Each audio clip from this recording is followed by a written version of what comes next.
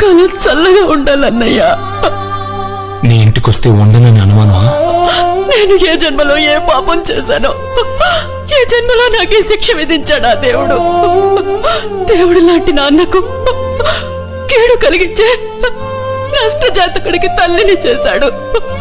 నీకేదైనా జరగరానిది జరిగితే భయపడకమ్మా. నన్ను కాపాడడానికి నీ కంటి చూపు చాలమ్మా. నువ్వు నా చెల్లెలు కాదమ్మా, ఆ రూపంలో ఉన్న మా అమ్మ.